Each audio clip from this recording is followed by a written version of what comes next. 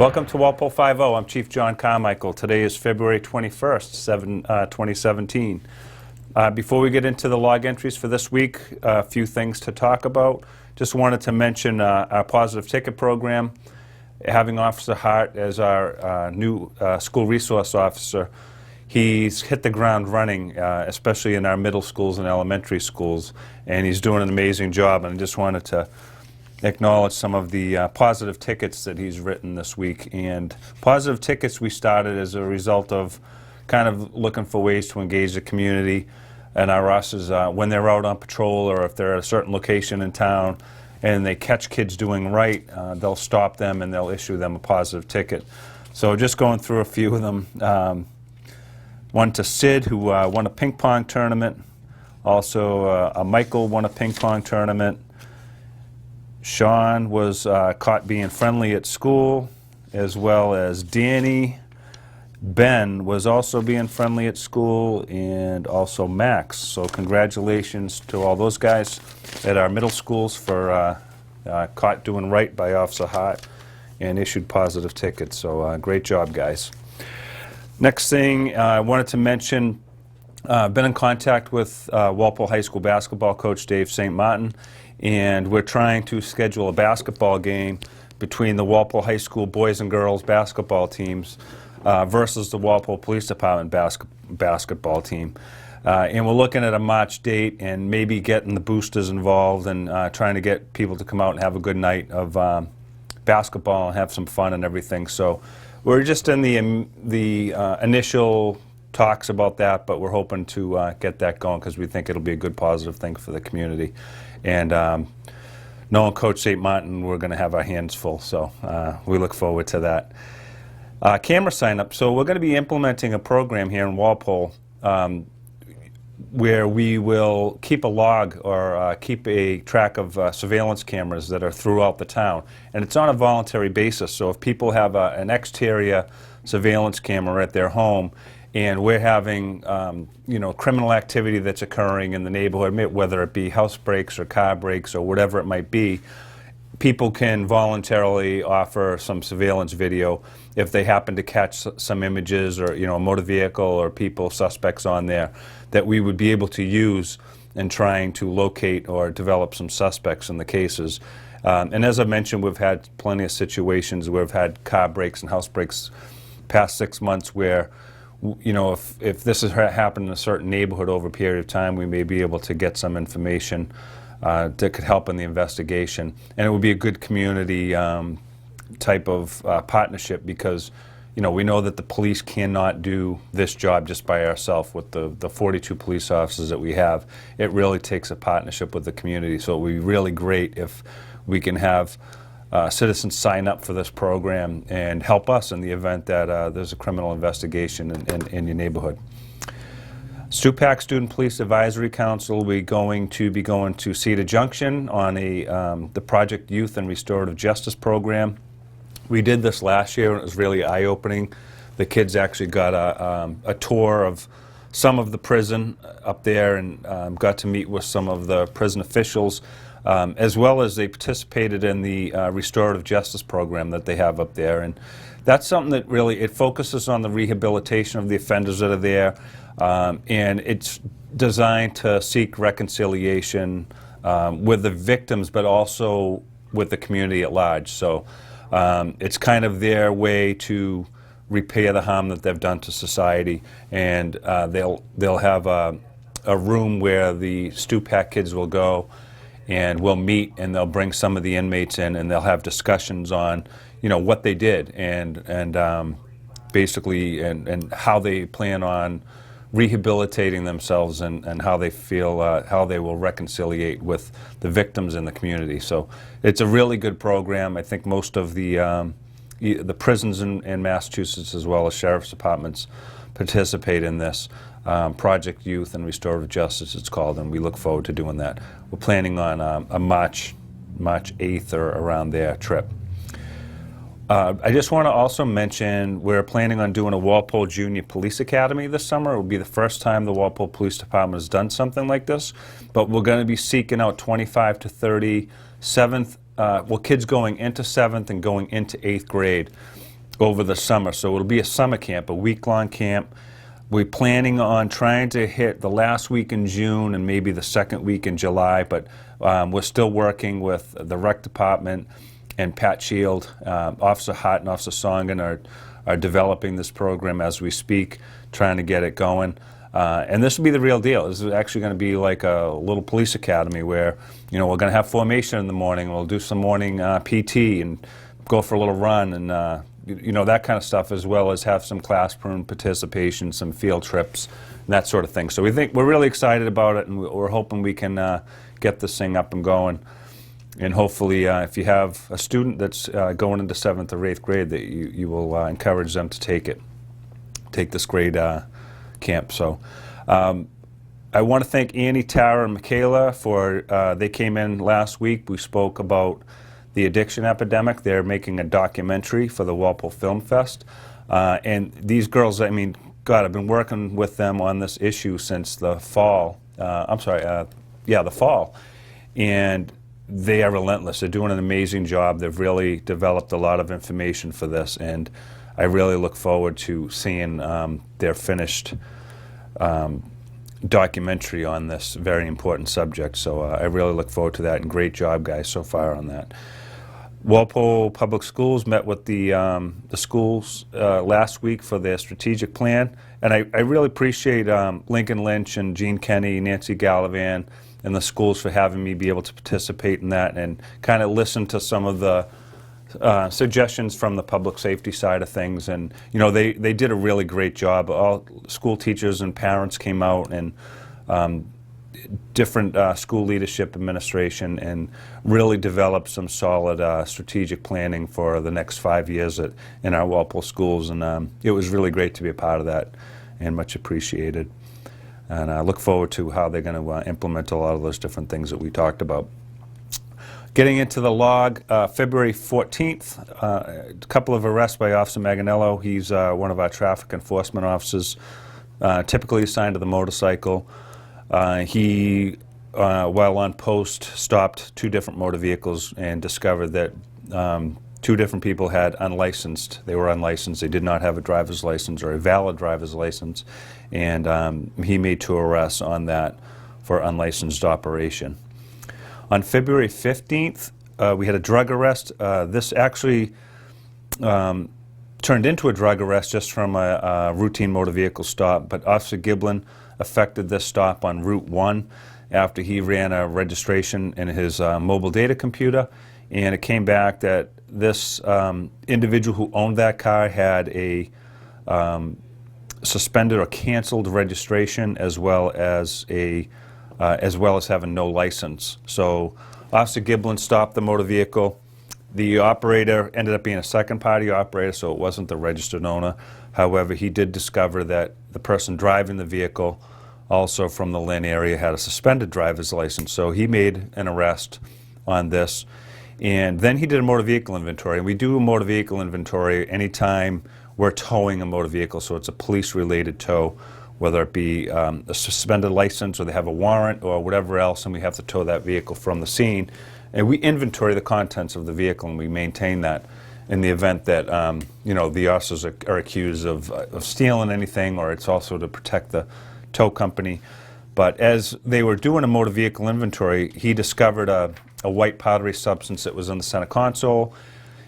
According to his training and experience, he believed that it was cocaine, that this powder was cocaine. Officer Bieber and Vince Aguirre also assisted at that scene. They did recover about 6.7 grams of this white powdery substance in individually packaged bags, and about $600 in cash were also accompanying these drugs.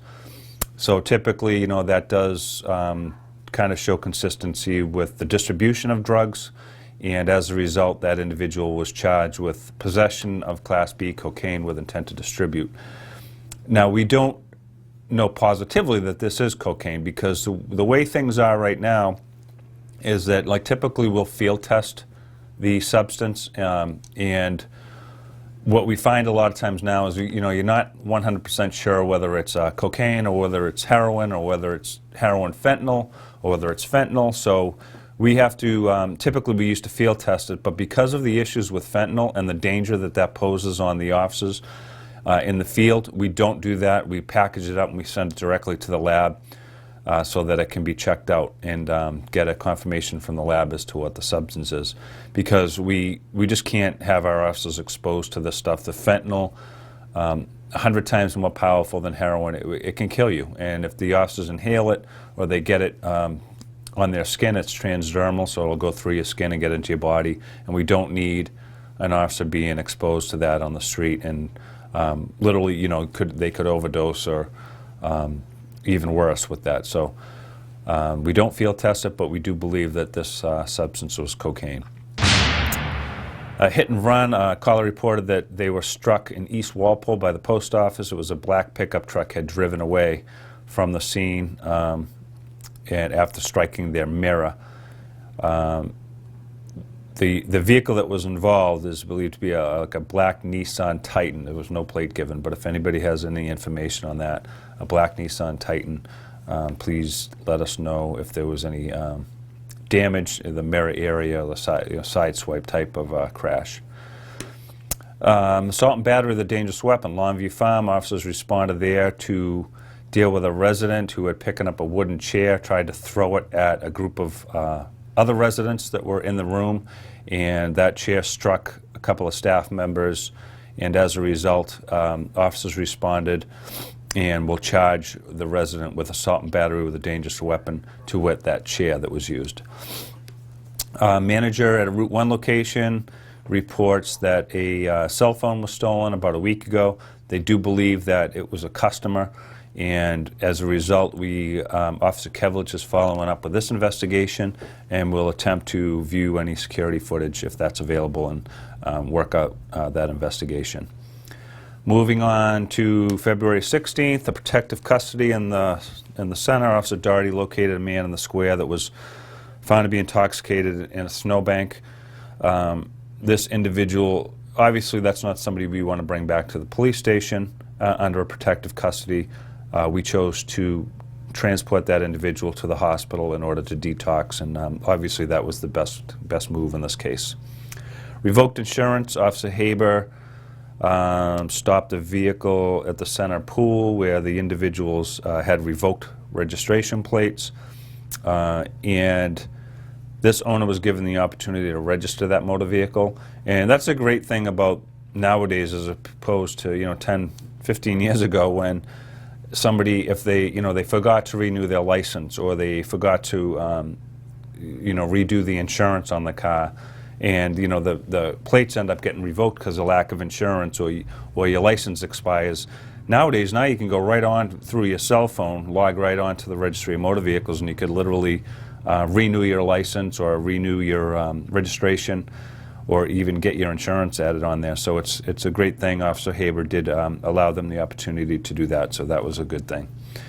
A warrant arrest. There was a homeless individual that was located on Route 1A, and this was actually a good stop by Sergeant Kelleher, but he was traveling on Route 1A down by the Triton Car Wash. He observed a Caucasian male, long beard, had a hoodie on. He was walking away from the car wash after hours, so the business was closed, nobody was in there. It's kind of late at night, and this individual is walking away from that business. So now you think of this type of establishment where it's a car wash. A lot of times they have access to coin machines and that kind of thing. We've had situations where people have broken into coin machines. So Sergeant Kelleher, knowing this, ended up encountering this person a little further up on Main Street. He felt that he had reasonable suspicion to believe that criminal activity was afoot, so he stopped this individual, detained them, and were able to identify them. Now, the individual wasn't very cooperative with this, didn't like the fact that he was being stopped by the police. However, the sergeant has every right in this circumstance, because of reasonable suspicion to believe that criminal activity has taken place, that he can stop him and identify him and conduct an investigation as to what this person is doing in there. And as you know, like if it's after hours, there's no reason, no legitimate reason why somebody would be in there. It turns out that this individual had over 100 arraignments, 100 court arraignments for criminal activity, including drugs, assaults, firearms violations, and this individual also had a warrant out for their arrest from Norwood PD and our Dedham District Court for using a motor vehicle without authority, which is basically stealing a motor vehicle, but not to the point where you're going to permanently deprive that owner of the car. It's more they took this vehicle and they were using it without their authority. So this was a warrant issued. It did turn out that this individual did say that he was there to turn in some cash for coins and that he was going to use it at the laundromat. However, I do believe that laundromats typically have coin machines that are located there in order to get change. So that part remains a little bit of a mystery, but great job by Sergeant Kelleher on that arrest. Basketball, this is just a community policing event. A lot of our officers, knowing that there was a big, well-attended event at the high school, senior night for boys and girls basketball was up at the high school the other night, and our officers went up there, and it was also the past few days over this weekend was a good time to show some memories for Tommy Quinn, and so the high school kids did a really good tribute on that, having these games in his honor, and I think that that's a really nice thing in keeping Tommy's memory strong and well. And that's definitely a class act by the kids up there and much appreciated. The officers wanted to be a part of that, so they went up and kind of hung around and just did some community policing type stuff there. So thank you for that. And that kind of extended into the hockey game up at the rink as well, the Norwood Walpole hockey game that was this past weekend, who, by the way, I mean, those guys are doing an amazing job. This hockey team is just unbelievable. And I wish them the best for the rest of the season. So on February 17th, there was a larceny of a snowblower. This occurred on Washington Street and basically right out of the yard. It was an Ariens 9 horsepower. It was orange in color. So if anybody has any information on this, we don't have many leads on this, but the snowblowers are expensive, and we would like to locate the individual responsible for stealing the snowblower. A larceny, we had a call from the Kendall Street area reporting a larceny of a camera. This was an expensive camera, upwards of $5,000, and likely stolen from a motor vehicle, either in a driveway or possibly at the Big Y supermarket.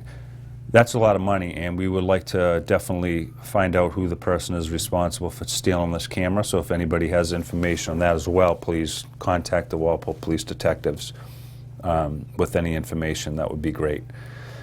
There was a structure fire reported on Walnut Street. Officers just assisted with the fire department, who were able to respond and extinguish that fire quickly.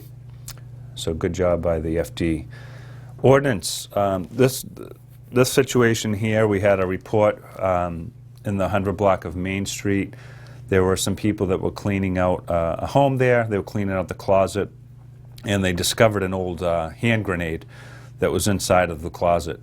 Now the caller actually had picked up that hand grenade at one point. It did have the pin in it, and it felt heavy to them, so they were very concerned. They immediately put it down, which is a good thing to do. Notified the Walpole Police. The officers responded down there, basically evacuated the house and evacuated the inner perimeter, and were able to call a state police bomb squad out to come out and check that device. They used an X-ray machine, and they were able to determine that the hand grenade was actually inert, so it wasn't a real problem, wasn't a situation of any danger. And the state police removed that device and took custody of it. And you really got to applaud the caller on this. I know, you may seem that, it might not be a big deal, but especially very old, like they believe this was like World War II grenade. So very old ordnance like that is very dangerous. I mean, literally moving it around or exposing it, to the air and that kind of thing could really cause a problem. And it is a dangerous situation. And I'm really, you got to give credit to the caller for because that really kind of puts a damper on your day. You got to have everybody come out of the house and set up this perimeter and everything, and go through very methodically on how to remove that. So I want to thank the caller very much for reporting that and taking care of that situation in the right way. A missing person, we got a report of a missing person from Longview who we've since tried to somewhat of an investigation that's dealing with Boston PD. We know that this individual is missing from here, but that they are in Boston somewhere, and we're working with Boston PD to make arrangements to get that person back, but there are some other issues going on with that, so we'll be working on that. A stolen vehicle, so this situation here, Officer Foley responded to Route 1. He spoke with the victim regarding a stolen motor vehicle. It turns out that the stolen motor vehicle was actually owned by the person who stole it, and that this individual was using the vehicle as a pizza delivery person. And there was some type of a breakup or something that had occurred based on other activities in the relationship, and it turns out that the person who actually owned the car, who it's registered to, came and picked it up and took it. And this person basically was the victim. Now is reporting that the car was stolen, and we've made contact with both individuals and kind of restored peace with this one. But it is, with the victim who actually was calling us on this, we did notify them that, it's really not your car. It was registered and owned by the other person who actually took it. So no crime committed there. Let's see, Q2 Mutual Aid. Officer Dolan helped conduct a motor vehicle stop on Route 1 with Norwood PD, and this happened right in the area of Walmart. And the reason for the stop was because Norwood PD was executing a search warrant at this individual's home, and they stopped this person basically to let them know Norwood PD is at your house, and they're going to be executing a search warrant. And the person voluntarily went back over to Norwood while that warrant was executed. So Officer Dolan found that car on Route 1 to help them out with that. A larceny, there was a large sum of cash that was stolen from a business on High Plains Street, and it's believed that the theft had occurred overnight, and a possible suspect was identified as an employee who basically just had quit right around that same day. The investigation is still ongoing by Officer Lagoa, and we do believe that we will identify this person as being the suspect in this case, and if need be, we'll take out appropriate charges for that larceny. Cruiser struck Gulf gas station. One of the officers was driving through the Gulf gas station, was going to pull out onto Route 1 southbound, and was struck by another vehicle that was in the parking lot. This person was actually backing out and just didn't see the cruiser and struck the cruiser on the side, and then stopped, exchanged papers and everything. So no one's injured or anything like that, which is good. February 20th, Officer Maganello made an arrest on an individual. Again, during his, he was doing traffic post and stopped and arrested an individual for unlicensed operation. There was another larceny of a motor vehicle where this time it's kind of similar to the other one, but the victim lent the vehicle to an individual. This individual then refused to return that via text message, and as a result, we ended up contacting Woonsocket PD, where this individual apparently went to. They did find him. They made contact with him. However, didn't have the keys, and we can't find the vehicle. So now the individual who took the vehicle in the first place is saying that the vehicle was stolen, and it is also known that this person who did have possession of the vehicle had his license revoked for OUI. So as a result, not cooperating with the police on this investigation, so we're going to seek a warrant out for that individual, and hopefully we'll make an arrest on that in the near future. So I think, let's see.